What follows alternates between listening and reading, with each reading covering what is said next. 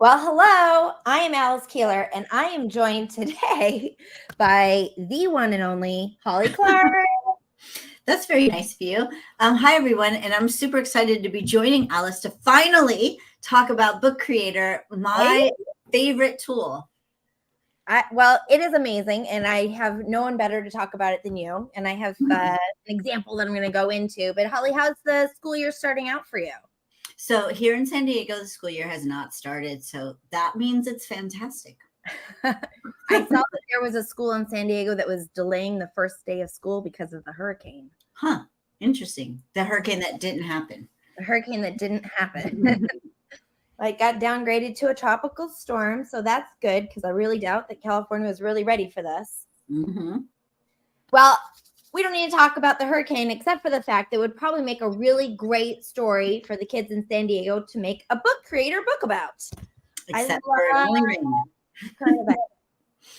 Go ahead. I was just saying, I love current events. I love kids doing things with stuff that they relate to. So in my math book, I teach math. Hi, folks. Holly does not, or she does in different capacities. But in my math book a couple years ago, the example in the book was someone had a round ice rink. And I'm like, are you kidding me? Like, where are these round ice rinks? I grew up in Alaska. They're ovals.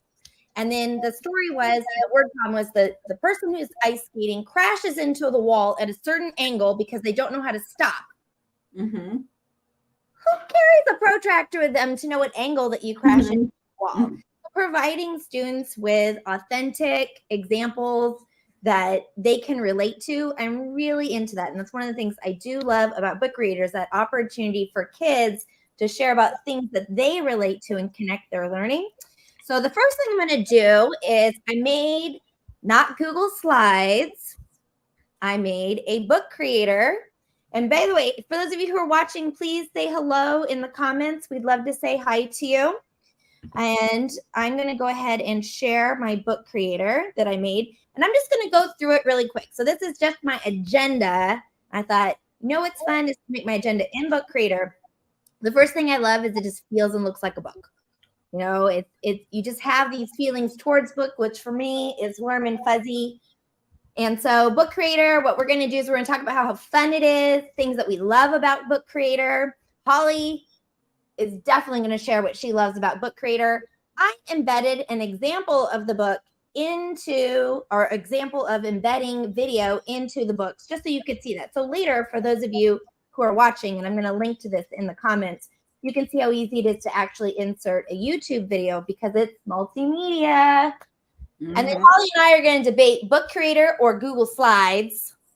Those of you who think that book creator is only for elementary school or for English teachers, I am here to debunk that because I teach high school math. Although this year I am teaching 7th grade math, but I've been teaching since 1999 at the high school.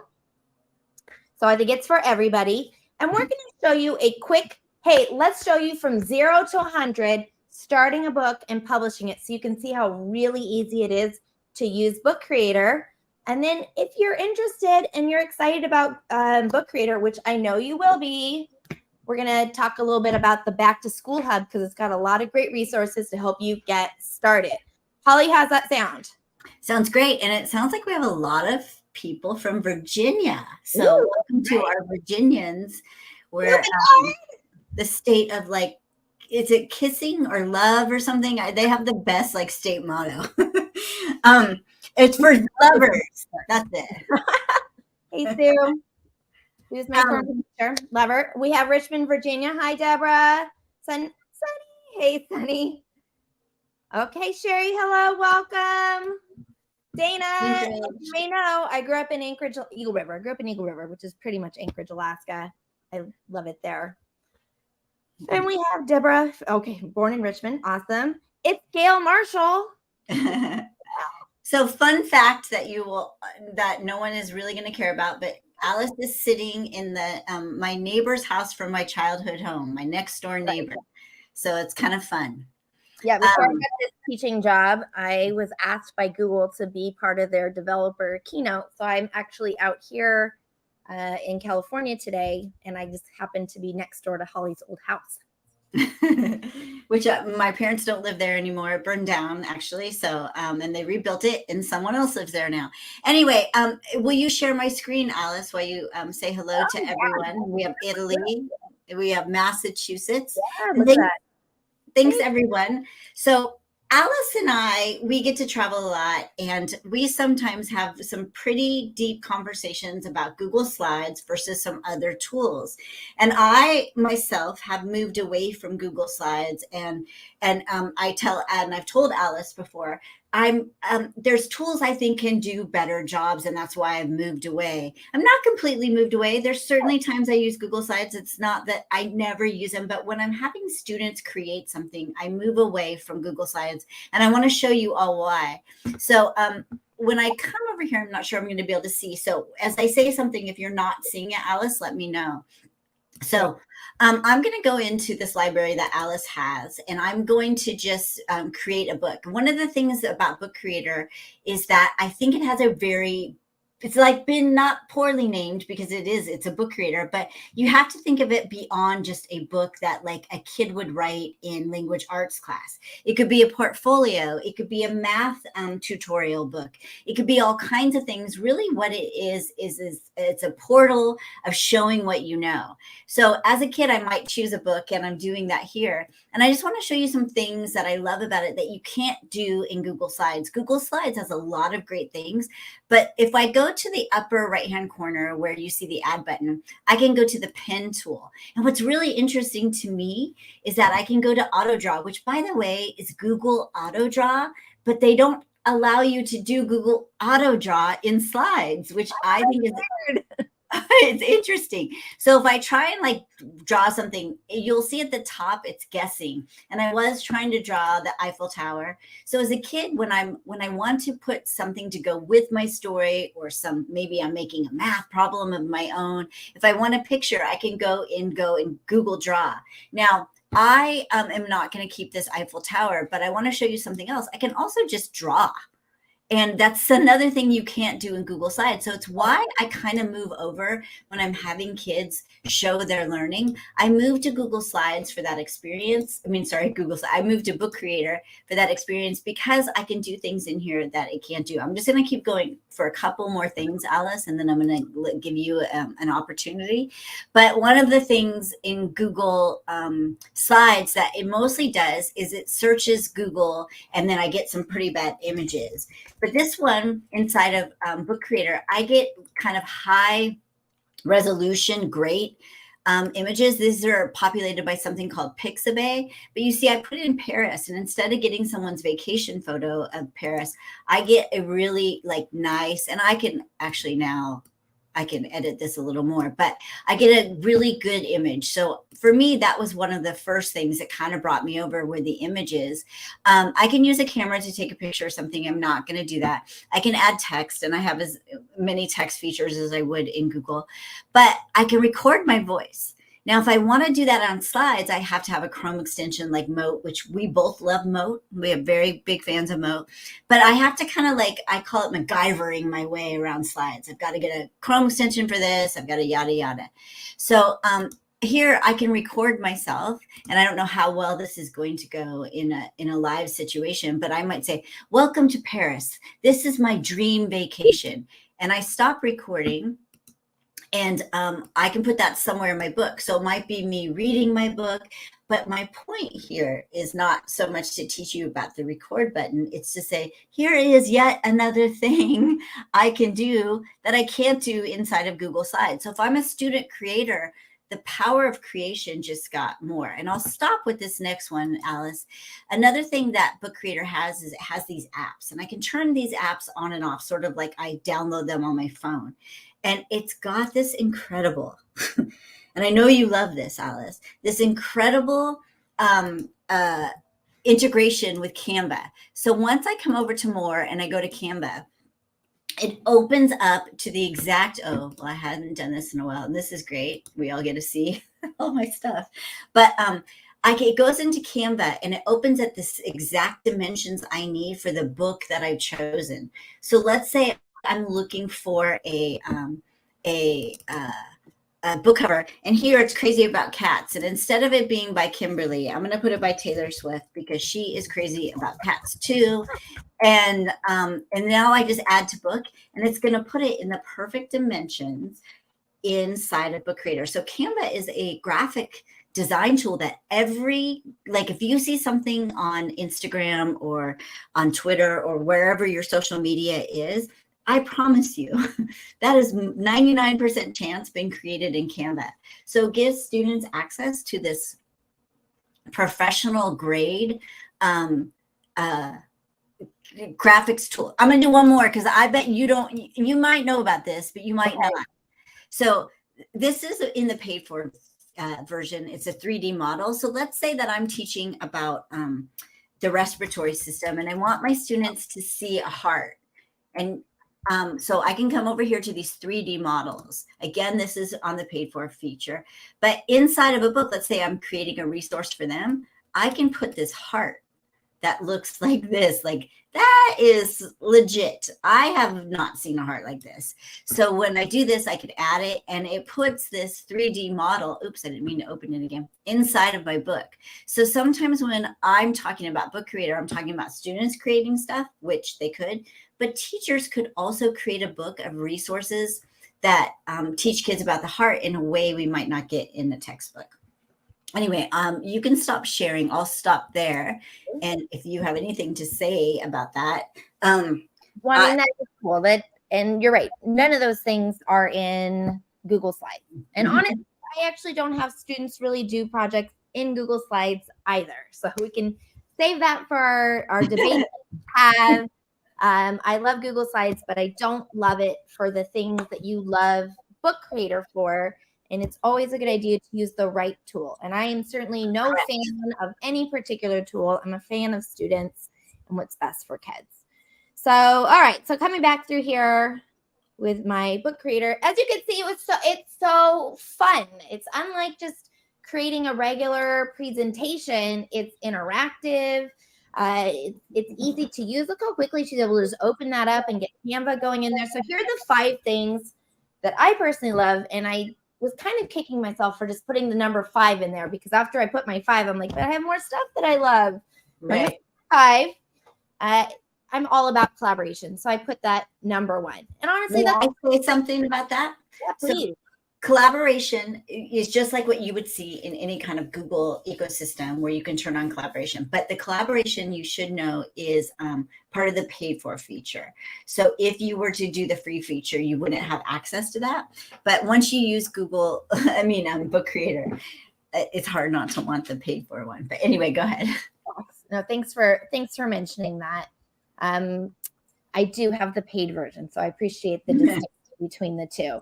And I am a big, big, big fan of feedback, and feedback that is multimedia. It's not just text. I mean, as you know, some of our kids can't read or don't have a wide vocabulary if there are younger kids, but just making it more fun. Feedback is really important. It's important for formative assessment. It's important for summative assessment. But it's multimedia, and I just cannot emphasize enough how great that is, that you can add audio and stickers and video and things for the feedback to students. And I'm really a big fan of the feedback loop.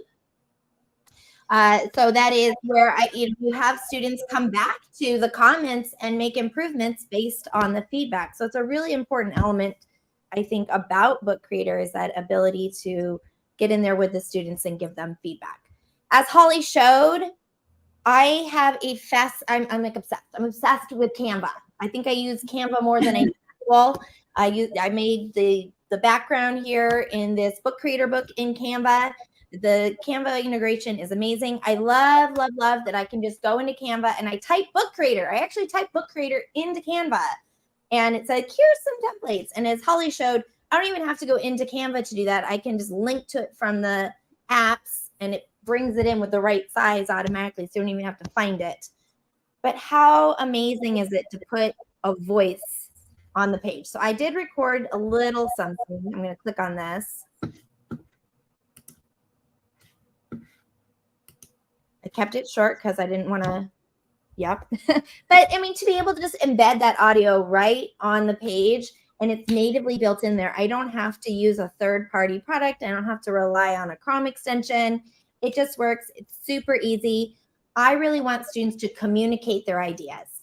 And so especially as a math teacher, and I'm going to talk about that later, I want them to show me what they have here, but then talk about it, communicate it, critique it, and all those things. And just so easy for them to add that using the record feature right there in Book Creator.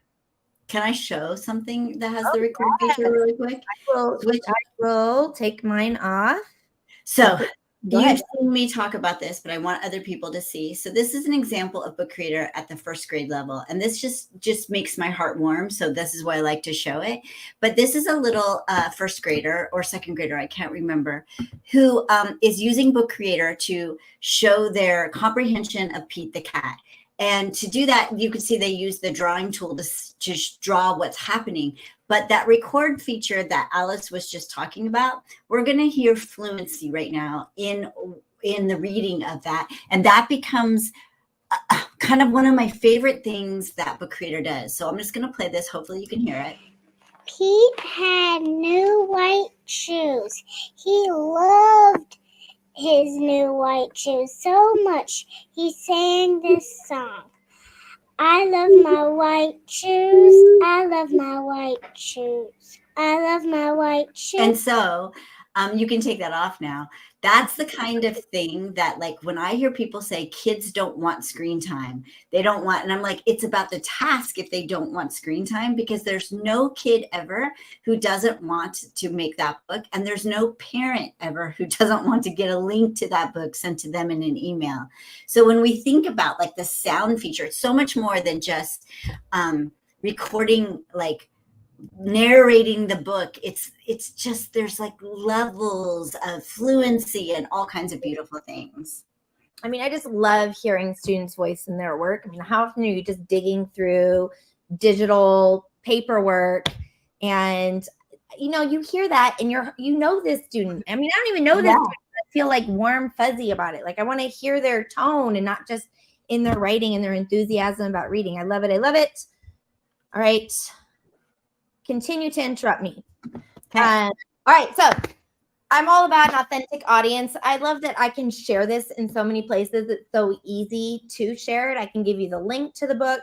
If I come back over in here and go back to my library, you can see I have a notification that's showing me, because I chose to publish my book publicly. It doesn't have to be. This is a tool that's designed for students. It's COPA, FERPA compliant, all of that, right, Holly? So I chose to publish mine publicly. So people have read it in Peru and Hungary and Mexico. That feels exciting. Yeah. And I just have that opportunity, like, here's my work. And so like my kids, they do cool stuff at school, but how do I share that with their grandparents in California? Because I now live in Kansas. And I don't always have an easy way to do that. And so what they're making in Book Creator, I can potentially share with, like, this is what my kid made. I'm so proud of it. It goes beyond my refrigerator. I can share it with others. So I love that. That's one of the things. I can put it on a website. I can put it on the class website. I can embed it in things. Just share the link. I think that's it. And for those of you who are math teachers, I hope that you follow Sunil Singh, and he is a really big advocate for storytelling. We all know the research behind how teaching and storytelling is really powerful for learning, and that should also be in the math classroom. Thinking that a math lesson should simply be, here's the y-axis, put a point on the line and go up and over, rise over, run, and you draw a line through it. Where's the story? Where's the connection? And so that ability to do storytelling with kids, and don't think your kids are too old for this. Definitely check out Catlin Tucker. She was a high school English teacher, and she would do carpet time story reading with her high school students, and they'd sit on the carpet and she'd read a book to them. Stories bring people together. So no matter what you're teaching, even if it's math, or especially if it's math, storytelling is powerful. And using Book Creator helps me to think I should be telling stories. I should be communicating with students beyond just the steps. Okay, Holly, I know you already gave your loves of Book Creator, but did you want to? Yeah, if you'll share my screen, I'll show you a story story of a kid telling the life cycle of water as a final project that maybe on their choice board. How are you going to tell what happens to water? And I just want to show you this really quick because it's my favorite. If you look at this, you can see that the student is, depending on where we are in the life cycle of water, the face looks different. And so that alone is critical thinking. Then she's coming in here and using the recording Hello, feature. my name is Driplet. I am a drop of water. Help me, I am being wasted. So when you hear that, first of all, as she's making this book that shows learning, she's narrating. When she narrates, she can hear where there might be issues in like the grammar or the syntax of what she's saying. And this whole way through, like this kind of looks like it was hard to make, but it's not. It has one picture in a bathtub, one drawn picture of a toilet. It's got the water driplet that's going to be reproduced all the time. So like for me, this is the power, and all of this, by the way, all of it can't be done in Google Slides for that student showcase of learning. So I just wanted to show that for the storytelling as well that you brought up, because it's super important. And I want to show you one other thing. If you're interested in learning about Book Creator, if you head to their Discover tab, I think the magic happens there, but they just added this new thing that says Teach Your First Lesson Toolkit. And when I come here, let's say I teach 6th through 8th grade, I can remix this book, which means I can make it my own. So I need to select for myself, and it's going to take it. Let me just put it to this Alice's library, because that's what I'm a member of now. And I'm going to go to the library. And when I get here, it takes a second. If it has a lot of graphics, it will take a second to download. And from here, my students can make a copy of this, so they have a templated book and they can all work on it or whatever. But in these books that I just showed you inside of the Discover tab, the kids can learn how to use Book Creator using this like for the first week or maybe second week, where they are instructed on how to do certain things like take images inside of Book Creator. They do it by listening to instructions. This page is all about you. Add a selfie and write your bio. So what I have found is that students who get together in pairs to work on this, they do really good, and they help each other when they're not listening to instructions. It reminds them we're back in school. We got to listen to instructions again. And it's a way to get kids using Book Creator without you giving them a blank template and being like, Book Creator's great. I learned about it this summer. Okay, let's make a book. It never works when we do that. So going to that Discover part of the library is a great place to get inspiration and or create a templated book. I'm done. I would like to also mention that it does integrate with Google Classroom, because I am a Google Classroom user. So just throwing that in there. Okay, so Holly, I'm not going to show this video of you in the book, but I just wanted to point out that it is multimedia. And if anyone like to, actually, I think I can type it down here. AliceKeeler.com/engagement, I think is the link. I could be wrong. That is a link to a research article on student engagement. And one of the things that it says that is an important element of student engagement is multimedia. So that's one of the things that I really love about Book Creator is it's not only is it multimedia, but it's really intuitive and easy to figure out. I'm not going to say what tool I was using earlier today, and it was a completely different tool for a completely different purpose. But I was literally like sending the company 10 DMs, like, I can't figure this out. What is going on? Like, how did this? I'm frustrated, and the button's like shaking at me. You know, and I've never once felt that with Book Creator. It's so simple to navigate around, no matter the age of the student. It feels familiar because you have this book layout as opposed to having to learn through. Well, some other tools are more complicated, including Google, which I love Google Slides, but I love what this is. So let's have our Smackdown. Oh, we didn't already have it because we already have been having it. I will say, you know, you and I have had some conversations because I code Google Slides. I do things. And the thing that you had said to me once, if you don't mind my sharing, but Alice, you have to hack Google Slides. And I replied, yeah, you have to hack it. And I agree with you. Like, you shouldn't have to hack everything, but I hack it in different ways for different purposes. I'm not competing with Book Creator. Book Creator's cool.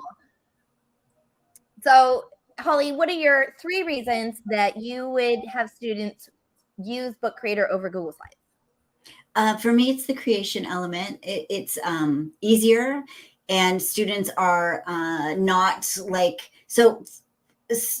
What I have found with students is that if you give them a word and one of the choices is Google Slides, they will always pick Google Slides because their teachers use it all the time. And so then I'm not getting any of that creative, like thinking outside the box. And so for me, like, I like that they're having to use a different tool, and actually they're learning a fluency of which tool is best for which purpose. I had some students, maybe it was 2 years ago, they were going to create an ebook, and I was just team teaching. So I was in and out of the classroom. And then I walked over to them. I'm like, why aren't you making an ebook in Google Slides? And because I knew that they knew Book Creator. And they're like, it's just easier. It's what all our teachers do. And I was like, but that's not the right tool. And so I thought to myself after that moment, we're taking kids who are digitally literate and we're not teaching them how to be fluent because we're doing everything in this one tool. And my problem with Google Slides is not Google Slides itself. It's our over reliance on it in classrooms for students to show their learning. A teacher's going to need Google Slides. I'm going to need Google Slides. But what I'm talking about. Sorry. Yeah. Sorry. No, what did you say? I was going to say, when you give students an option to use Google Slides, they're just going to use Google Slides. I'll give them a choice from like, you could do slides or this or this or this. And then, like, and especially for my, I teach high school, right? So, my big kids are just like, whatever, I just want to get the assignment done. I'm like, but you know what? When I give them options to do something really creative, they really get into it. So removing the easy option, and easy just being I'm comfortable with it. And so let me answer the question that's at the bottom. So someone just asked, and you can see it on the screen. It says, how many books can a student make? So what happens is in Book Creator, you create a library. Then you kind of open the door to the library and say, come on, we're going to make some books in this library. So they could make as many as they want in that library. But my kids don't tend to. They just make one. And if I have the free version, they get 40 books. And once I archive those books, I get 40 more. So I might have like one class of 4th graders doing it. If I'm a high school or middle school teacher that has 175 kids, then I might have to do one project with a class of 40. And then next time the next class gets to do it. If you get the paid for feature, you get 1,000 books, and then it makes it easier. But what you do is you invite them into a library where they can create a book, and they often get so into their book, if you set it up right, that they're just into it, and I don't have them making like 10 or 20 books or something.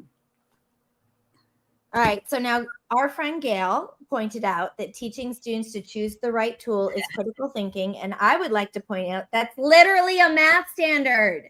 Choose strategically. It's literally a math standard. And so you don't tell students to use Google Slides. You don't tell them to use a calculator. You don't tell them to use a ruler. They should know what is the appropriate tool. So if we're doing something where I'm storytelling and I want to demonstrate my learning, this is an appropriate tool for math. Speaking of math, could you do this, Alice? I just came into my head. Could you make a book? Like, let's say you're doing the quadratic equation and no one ever knows what the quadratic equation solves. Could you do like a quadratic equation kind of tutorial in Book Creator? And then in the next pages be like, here's what it solves, and find examples in real life. Well, I'm super into that. So let's just talk about the 8 mathematical practices, right? One of them is mathematical modeling, which is not word problems. It's not word problems. It's taking a challenge and solving the challenge by using math to tackle it. For example, I might say, design my front yard, like landscape my front yard. Now notice I don't give you any numbers. You could give some numbers or whatever, but it's not a typical word problem where you're supposed to get just this many bags of sand or dirt. It should be, here's a problem to tackle. The buses don't arrive on time and people don't get to work on time. What are we going to do about it? So you put out this challenge and we're going to use math to be able to solve it. And so that really, think about what you would have to do to go through that process, to gather information, to share your ideas. And I love the recording idea because I want to like, here's some data I have. Here's a drawing I did with the pen tool. And now let me talk about why this leads me to the next thing. The students should be asking their own questions and then going through the process of solving it. Book Creator is obviously perfect for this, and it's collaborative. So, MP4 is the mathematical modeling. The choose tools strategically is the MP6. Critique the reasoning of others. I mean, I could go through all 8 math practices. Persevere in problem solving is not doing 30 problems on a page. It's persevering through one problem, getting some more information and building on it. So we could do that in there. So to your point, Holly, I am super into engage, explore, explain, extend, evaluate, the 5 E's. Mm-hmm. So when I want to engage students, I don't engage them by going over the homework or putting a dot on a coordinate plane. That's not engaging. Engaging students is giving them some purpose and some context. So starting your lesson with reading a book that shows, here's a story where we can see where the problems are, as you pointed out, and it's into that and that powerful connection with storytelling.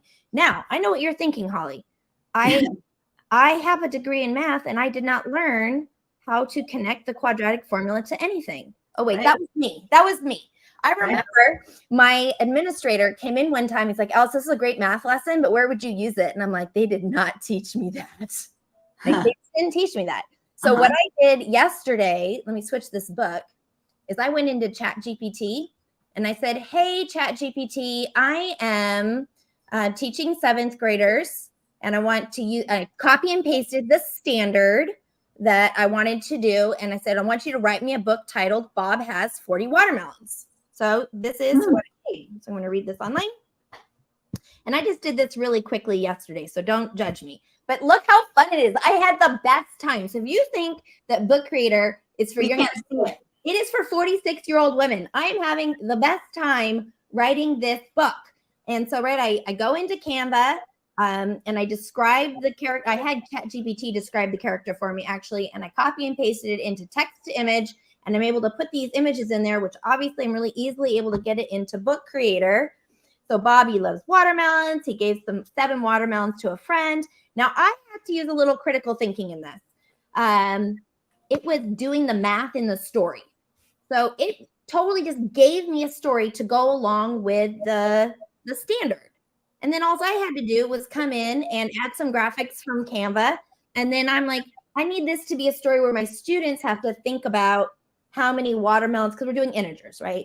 So how many watermelons were short is at the end. It's a very short story. It's just, this is my engage piece for doing integers, is I'm going to start with a story. I'm going to start with some context.